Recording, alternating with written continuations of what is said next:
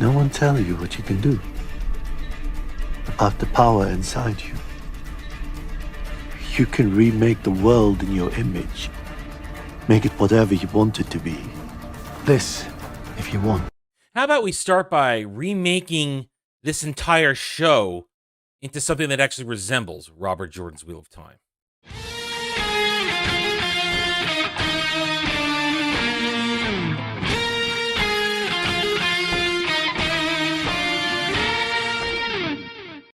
Howdy, all. I am Adam the Renaissance Nerd. I want to watch that intro clip one more time. Did no one tell you what you can do? About the power inside you? You can remake the world in your image. Make it whatever you want it to be. This, if you want. That, ladies and gentlemen, that is Rafe Judkins speaking. Don't delude yourselves. Those are his words. Remake this into any world you want. Remake it into any reality you want in your image. This episode, episode 8, the final episode of this abomination of a season, this is a world of Rafe Judkins making. This is Rafe. I'm not even going to say Amazon's whole time. This is Rafe Judkins' Wheel of Time. This is not Robert Jordan's Wheel of Time. And anybody that says otherwise, anybody that says this show is good, anybody that says that this show holds the faith and spirit of Robert Jordan's Wheel of Time, they are lying to themselves. They are full of shit. They are lying to you. Lies.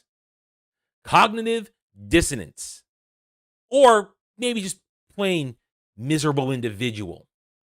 This show, this entire episode, doesn't resemble anything of Eye of the World. It has I'll take that back. Has a couple of key words said to, again, make the stands feel like there's still Wheel of Time in there. A couple of key words said, a couple of key moments that are clear, perverted adaptations of what actually happens in the Wheel of Time and the beginning of the Great Hunt.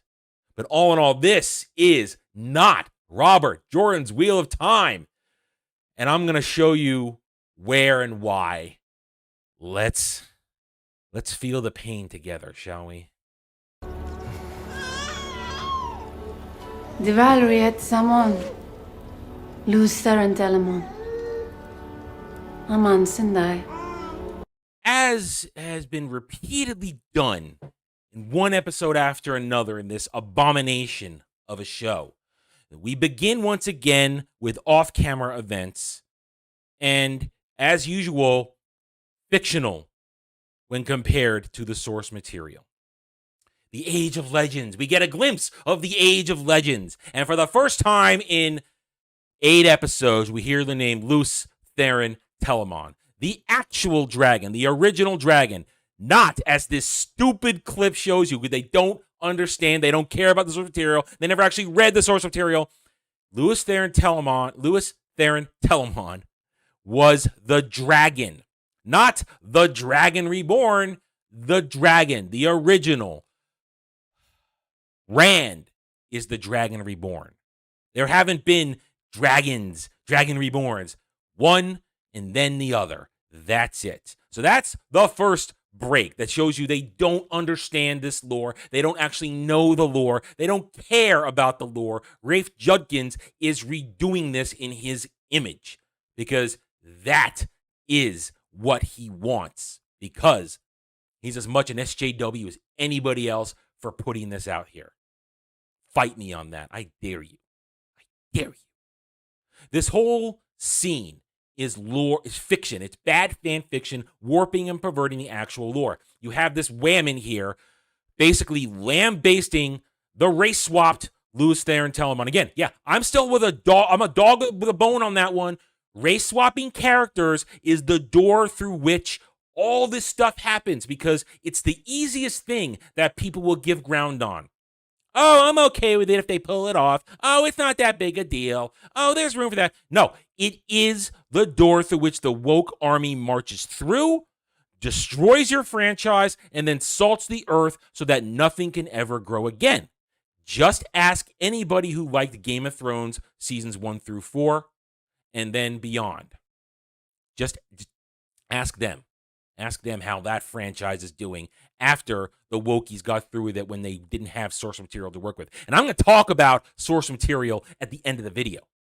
So here we have this whammon lambasting Louis Theron Telamon, saying that you and your men have no right, your arrogance, to go forth and try and stop the Dark One. You shouldn't do it. And we women are going to have to clean this up. So here you go. Here is the full circle. The entire series began with that Moiraine monologue about how men broke the world and women had to fix it, put the pieces back together. Here it is, full circle. They destroy the history of this world to get their intersectional feminist woke agenda through. You see it. If you don't, I suggest going to the eye doctor and checking your vision because you are blind or suffering from continued massive cognitive dissonance. And that's a sickness at this point. That is a sickness. You should get yourself checked out. So she finishes lambasting him, showing arrogant, once again destroying the lore that it was both male and female Aes Sedai who first broke into the Boar and started the war with the Shadow. They destroyed the cage of the Dark One together. I believe one of my friends told me in a stream, forget which one it was at this point, a couple weeks ago maybe, either OBG70 Mike or Prophet of the Dragon, I don't remember, or maybe it was Nathan, I don't remember. One of them reminded me that Lanfear was the head of the project that started the board that opened the Dark One's prison. And then all together, they were fighting. The 100 companions were made up of men and women. You notice no mention of the Forsaken. No mention that Lanfear, Moghedien, female Aes Sedai that went to the Shadow. No mention of that. No mention of the Forsaken at all in this episode. Not once. Not once. And that is a true destruction of the story, considering what the finale was supposed to be like in the book. So here you go. They've destroyed the entire history surrounding not only the breaking open of the Dark One's prison by accident, they didn't know, but at the same time, the resealing of it. You feel the problems here. Rafe Judkins doesn't care. He never cared. I doubt he read a page of actual Robert Jordan literature. He's read wikias and wikis to get his information and is now making this his own. And this is only the beginning, guys. Only the beginning. The show gets worse. It's so much worse. The blight is a rot, which spreads from the Dark One's prison and consumes everything in its path, including young men in way over their heads. We pick up where the last episode left off. Rand and Moiraine are trudging through the blight, and this whole first scene here, it's really just a bad attempt at trying to form some sort of bond relationship between the two. Like suddenly they're friends. Suddenly Rand and Moiraine have some sort of dialogue and connection where the entire season has not worked at that at all. And it's ham-fisted. Bad ham-fisted storytelling. And you saw with that clip there, one more dig that men don't know what they're doing. And that's going to be, that's the theme of this entire episode. It's one of the themes that the men don't know what they're doing and the women have to save the day constantly. It's even when Rand has his moment at the end of the episode, it's still because of a whammon. It's still based in whammonism. So this whole scene is pathetic. It's dumb, and it's wasting time. And then we go right into another scene that for a moment again, Perrin is the most pathetic character in this entire show. We cut back to Faldara, and Egwene is the one who's preparing to leave. She's the one who's ready to go off and march after Moiraine and Rand. But then Perrin's like, what can we do? We don't know where they're going. And then, of course, you get your CW moment. I love him. I love him so much. Are we okay, parent? I know you have an eternal heart-on for me now. Are we okay? I mean, that's that entire scene right there. That's that entire scene. And then it goes right into this. After the Jollock attack in the Two Rivers, when I followed you, it wasn't you who I tracked. It was her. She has a tell. Every scene in this episode, in the end, is really about the emasculation of men. That men need women to prod them forward. Men need women to guide them. This next scene opens Lon. He's standing there on a balcony, moping. Hasn't moved an inch to try and go after Moraine, which is what he would have done if this was the actual Lon. But no, it isn't. He needs Nynaeve to come out there and tell him, I know how to track Moraine because she's the one I tracked. I can tell you what her tell is. Needs the women to tell him how to track. You feel the theme yet? Are you there yet? Have you caught up to me? You are a remarkable woman, Wisdom. And of course, we cannot leave the scene without the obligatory Whammon affirmation. Nynaeve has to be told how great and grand she is, and even if she goes off to be an Aes Sedai and she is allowed to wed, that Lon will be forever devastated if any other man she chooses isn't him, and he'll be broken and he'll be shared. So this is just the continued destruction of these characters, the continued destruction of the lore, and the complete disrespect of the serious nature of all of this just for your sappy CW moment. Oh, and now, oh boy, I combine these next two scenes together for the sake of the flow of the video.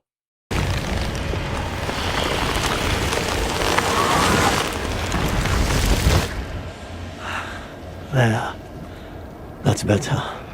All right. For the sake of making this video run a little more smoothly, I'm going to combine the next several scenes for Rand and Moraine, even though they happen at different intervals in the episode. It just makes it easier to show you the stupidity, to show you how dumb this all is, how ham-fisted the storytelling is, how poorly executed the perversion of the lore is, for the sake of fitting into the tiny little world of how everything works that Rafe Judkins has created. All right. So first part, Rand and Moraine are trudging through the Blight, and you get this really ham-fisted attempt to emotionally attach you to things description of how the 7 towers of Malkier, they used to not be covered by the Blight, but now they are. It's gone so far. It shows you how far the Dark One's touch has moved. And of course, you're trying to make you have emotional connection to Lon, but you don't because Lon hasn't actually been developed as Lon in the show. You got a little bit of that from the CW let's get effing moment in the last episode, but now it's just like, oh, we're supposed to feel for something for this. So it's just ham-fisted information dump exposition storytelling, and it's terrible. We don't know it. We don't understand it. We have no connection because they haven't actually built up the lore, the history of this world. They haven't. All right, next is one of the most important concepts in the entire Eye of the World, dreams, and the interactions in dreams, and opening the window that in the world of Robert Jordan's Wheel of Time, dreams, the Tel Arenroyd, probably didn't pronounce that right, but double F you, I don't care anymore. The world of dreams is another dimension. It is not just what's going on in your brain. It is another dimension where people can interact, people can do things, and one can get hurt.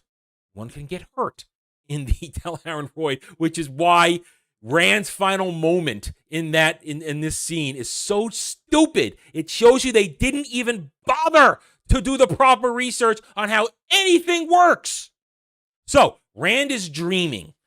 He's dreaming, and here comes for the first time his first true interaction with Baal Zamon, still not named, still just being referred to as a Dark One. But then Mr. Flamey Face, Mr. Flamey Eyes takes off his mask, and we see a regular dude. Now, I'll give them this. They get it right. At this point in story lore, in actual book lore, we don't know that this isn't the Dark One. We are made to believe for the next 2 to 3 books that this is the Dark One. When in fact, book spoilers, it's Ishmael who's just kind of lost his mind and thinks he is the Dark One. But we're going to call him Balishi.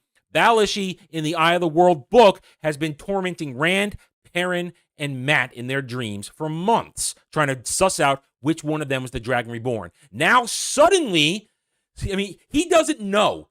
He doesn't know. Balishi doesn't know who the Dragon Reborn is until the final moments of the actual Eye of the World book.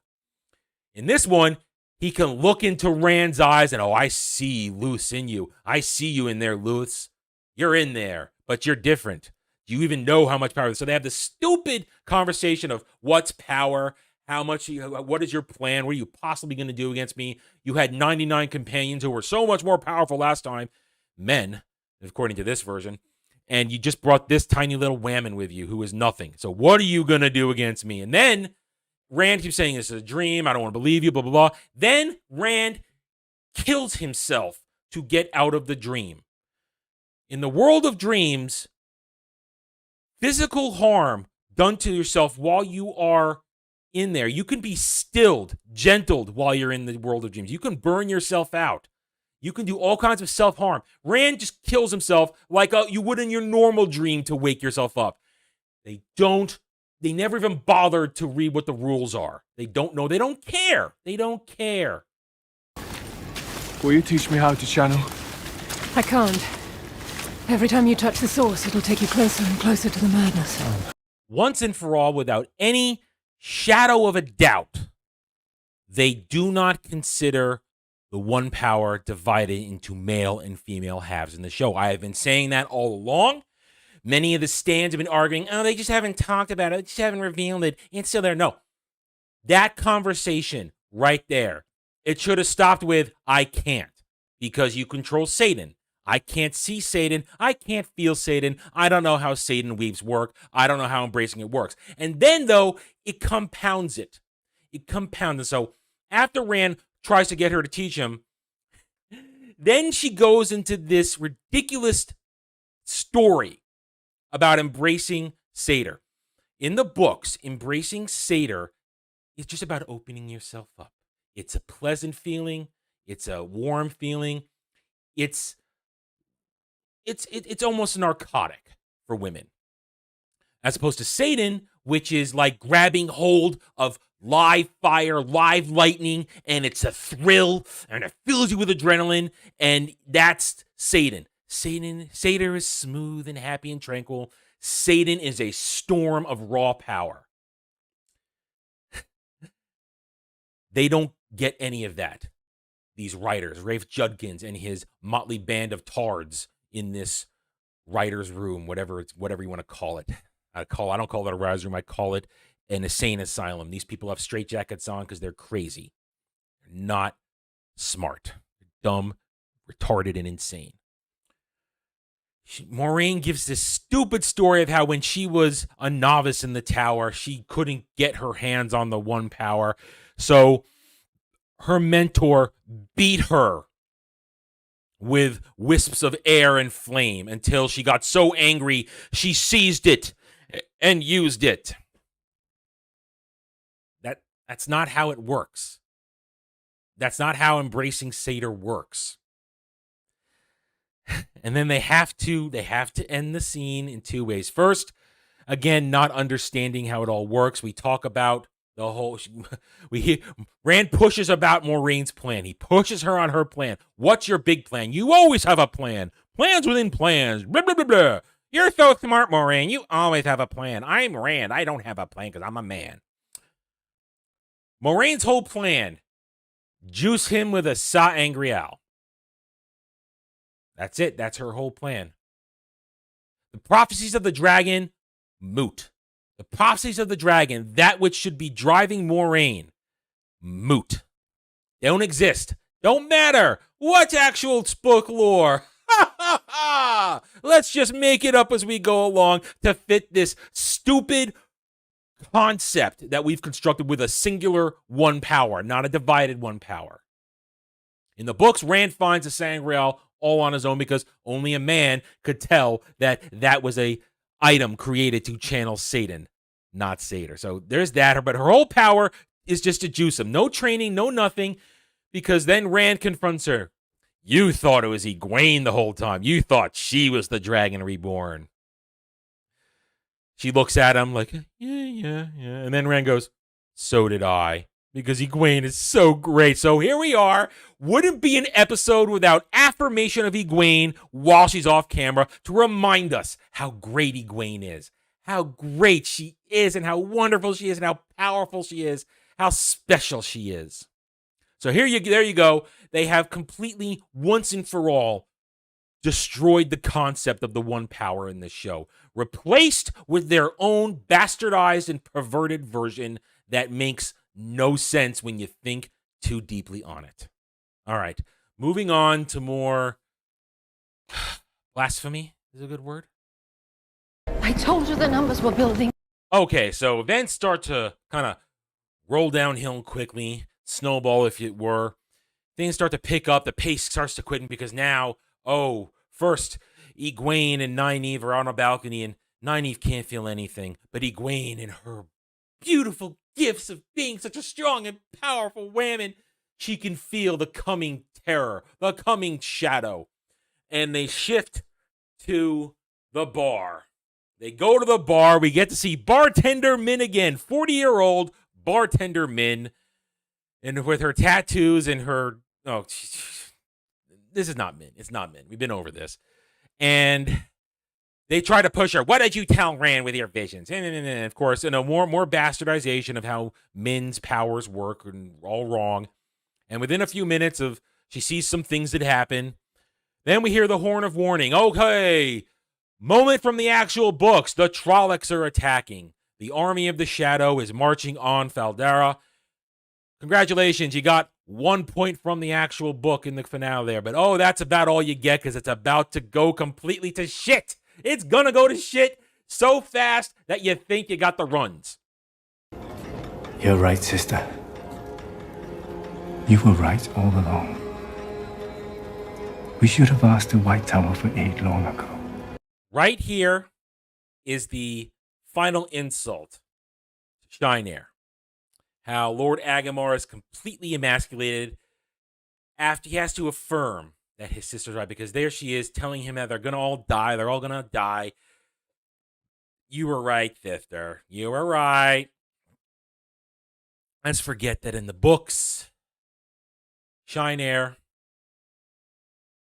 full and total respect for the Aes Sedai and the White Tower. Always respected, always asking for their wisdom, never turning away their aid. But here, nope, I am a dumb man who didn't listen. I was a bullheaded man, and now I'm going to die, and all our men are going to die. And he goes on this long speech, and finally, again, here are the words being used to try and keep the stands with shiny words and shiny trinkets, remind them that it's okay. This is still Wheel of Time. Hear the word, the last battle, Tarmon Gaiden. You see, they're throwing out terms to make you still think it's Robert Jordan's Wheel of Time when it's not. And then he basically lays out the fact that I'm going to go out with all my men to the wall, that this fort, which is a pathetic-looking wall. It's pathetic. It's terrible. They don't even have a fight. It's just they're all on the wall, and they get overrun eventually. Go out there, and then all the women will now defend the city. All the women will defend the city. You're in charge.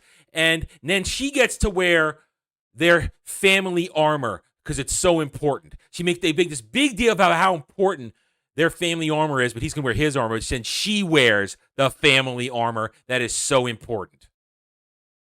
Agenda, woke narrative, intersectional feminism, women are great, men are stupid. What was this place? We have no idea. Every record of its existence was purged from the White Tower's libraries by Dark Friends. At long last, through rugged terrain and days of travel... Who am I kidding? It was like less than a day's travel to get there. Rand and Moiraine arrive at the Eye of the World. I mean, once again, distance means nothing in this world that Rafe Judkins has recrafted and perverted. Distance means nothing. So suddenly they're there, and as I showed you in that clip, they found a way to answer why they've erased so much lore and history of Robert Jordan's Wheel of Time. Dark Friends, folks. Dark Friends destroyed records. That's why nobody knows what the Eye of the World is. Bravo, bravo, Rafe. You're a schmuck. So, now, Rand paces around saying, I know this place. I feel it in my memories. And oh, look, here's this symbol on the ground. What does this symbol mean? We don't know. The yin-yang symbol, as in this row represented by supposed to be represented by the male half and the female halves of the one power coming together to work in unison to create wonders. But no, it's just men are color-coded to black and women are color-coded to white in this, as we saw in the opening scene. So there you go. That's the Aes Sedai symbol, folks, and Rafe Judkins, Amazon's Wheel of Time. Rand touches it and then immediately passes out. He wakes up in a dream reality fantasy where him and Egwene are nice and married with their pretty little baby, and oh, isn't that just fine and dandy? Well, then Balishi appears to taunt Moiraine that Rand is trapped and he's going to make the choice, good or evil, and Moraine's like, he can only choose, if he chooses evil, that's the only way he lets you free. Suddenly, there's a bit of information that they've created that the Dark One can only be freed if the Dragon Reborn lets him out and joins the Shadow. It's like, what? I mean, yes, there is the whole will you join or not thing, but not in this way. Not in this way. So Moiraine threatens to kill him and this and that, and she trusts some of the One Power, and then Balishi, using what's clearly in his hand, an Angreal or a Sa Angreal, clearly a tool, totally cuts her off. And, I called it when I saw it. He stilled her. He stilled her right there. Again, doesn't happen in the books. Moiraine doesn't get stilled. I'm sorry. No. So Moiraine gets stilled, and she puts the knife to Rand's neck, saying, I'll kill him before he chooses the Shadow. We're going to come back to this because now we have to watch some really stupid posturing by Whammonism. Take whatever you need from the Royal Armory. We leave nothing in reserve. I need archers on the north wall. Okay, let's try and just bulldoze our way through these bunch of scenes because it's all kind of jumping back and forth. Lord Agamar marches off his men for their suicide mission. Congratulations, you're going to get your sacrifice play just like you wanted because all men are stupid and all they can do is sacrifice themselves so the Whammon can save the day. Meanwhile, Agamar's sister Whammon decides to rally the city around her. The Whammon needs to bolster the defenses, make sure that the civilians and the foreigners can leave, and you spot Min being a coward and running away with everybody. That's right, Rafe Judkins Min is just going to run away and leave everybody to die because she's a disinterested individual in everything. She's beaten down by the world. She's not the smile on her lips mischievous Min that we would all love to see in this show. Nope. Bye, Min. Bye, 40-year-old Min. See you next season when whatever perverted, bastardized version we get then. All right, so, defenses are being built. Moiraine, Nynaeve and Egwene are hemming and hawing. Nynaeve wants to be a coward too and run away, but Egwene's like, no, we have to be strong Whammon and help out. So they eventually join the other channeling Whammon out in the middle of the field, which is the precursor to the complete perversion and bastardization of what actually happens in Robert Jordan's Eye of the World. Meanwhile, Perrin is going, I don't know what to do. The Way of the Leaf. Suddenly, Perrin wants to take on the Way of the Leaf. Suddenly, the Way of the Leaf is Perrin's path. And I don't know what to do. I don't know what to do. Loyal, what can I do? You must simply ask what to do, Perrin. Blah. So we find out now.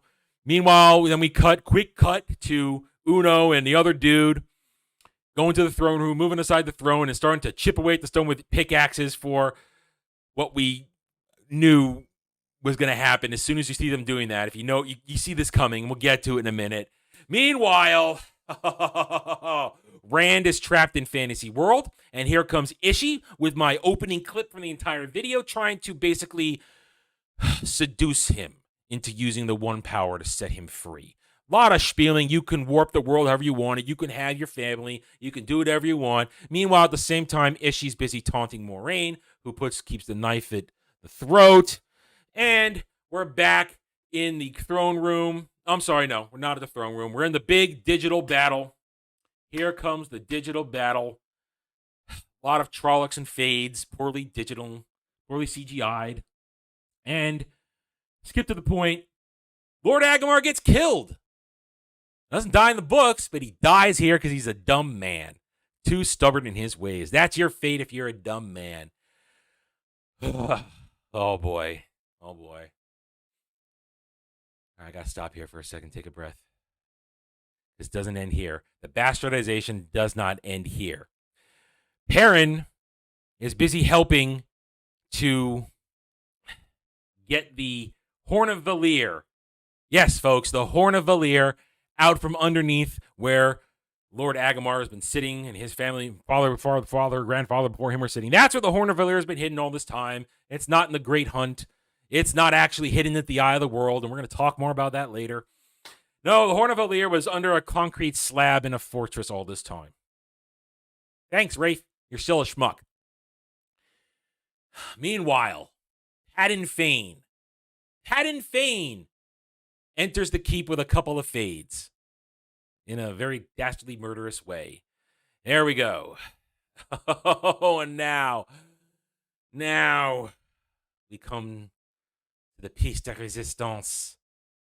Women Save the Day, Part 1.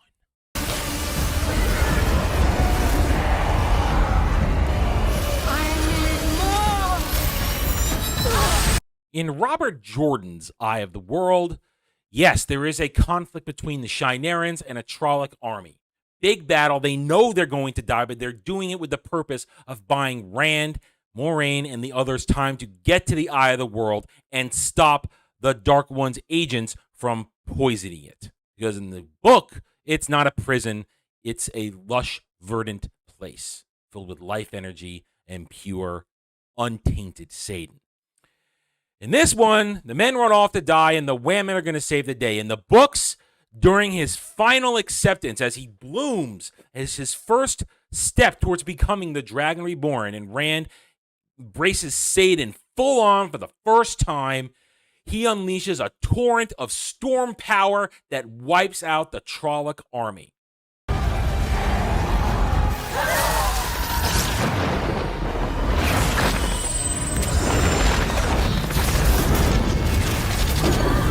In a moment that should have been Rand's glorious coming out party as the Dragon Reborn, announcing his return to the world to save it from the Dark One.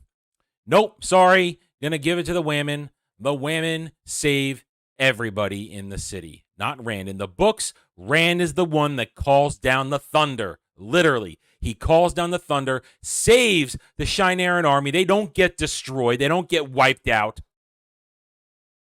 Nope, can't have that. Can't have the straight white male save the day. Has to be the women, who in the process burn themselves out, all except Egwene, who gets saved by Nynaeve, who then is apparently dead for the moment. We're going to come back to that. Meanwhile, Rand is having his meta moment.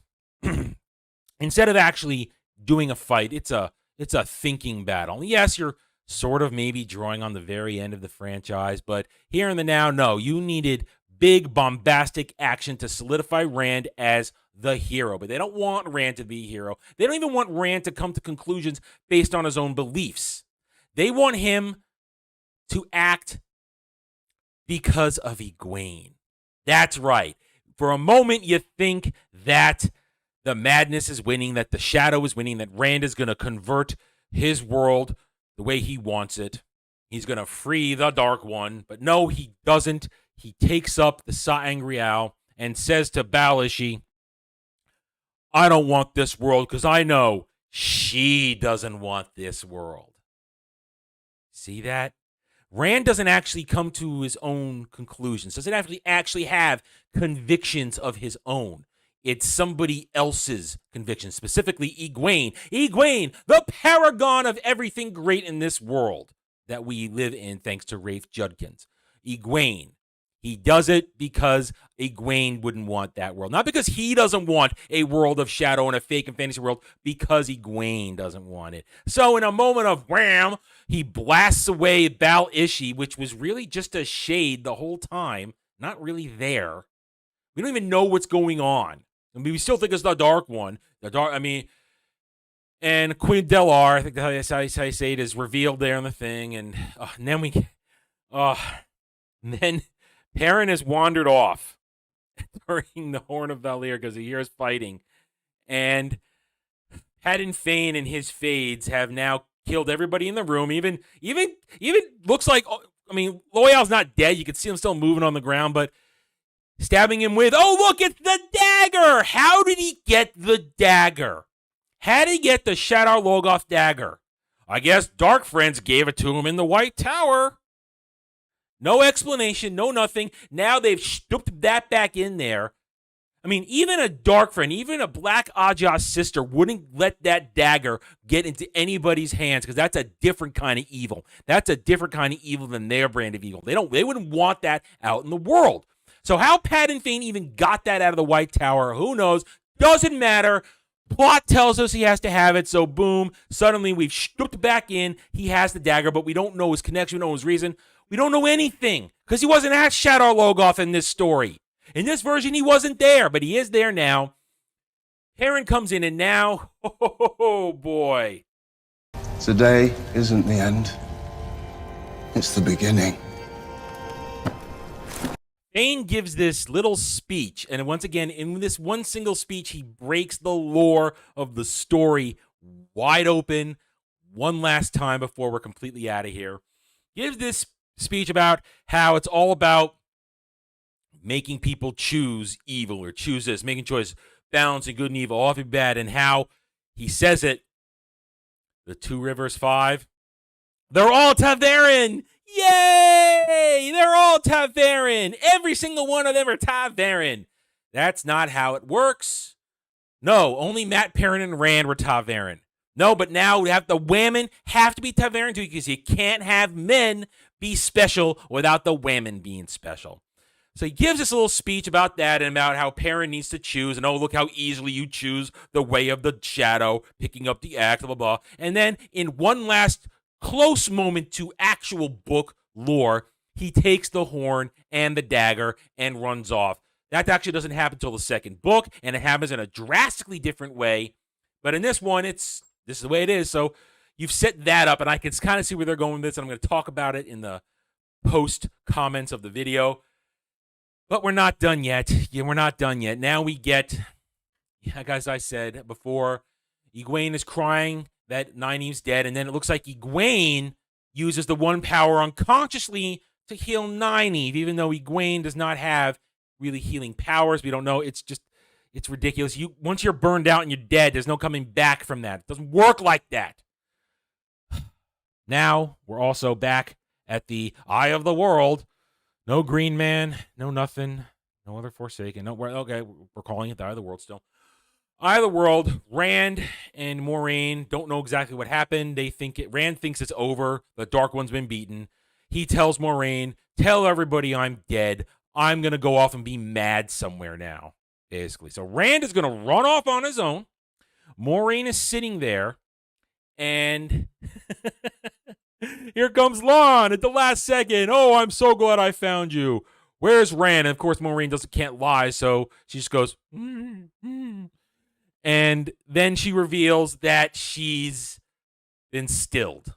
They don't actually say the word stilled because they haven't brought that terminology into the stupid show, but she's been stilled by Baelish. Baelish stilled her. And it's just, okay, fine. Let's just destroy her character further. And then they posit why Quindelar, whatever you say it, why it's there, can't be, why was it damaged? How is that possible? Blah, blah, blah. And and then just some cheesy line of, I don't think this was the last battle. This was just the first. Screen black. Okay, we cut to one last, here's our stinger for the episode, or our stinger for the season. Some little girl's playing on the far western coastline. She's playing on the beach, and then, oh, look, a naval fleet is arriving. It's the Ascension! It's the Ascension! They've arrived! Although they already should have been there for rumors and stuff like that. And here come the Soul Dom and the Domain. You notice there's no actual leash. You already screwed that up. Can't have images of slavery. That would be bad. And they make a massive abuse of one power to make a tidal wave, and the little girl's going to get destroyed for no reason. Let's just do that for no reason. There's nobody there to see your display of power except for a tiny little girl on the beach. Let's just do that for no reason. And season.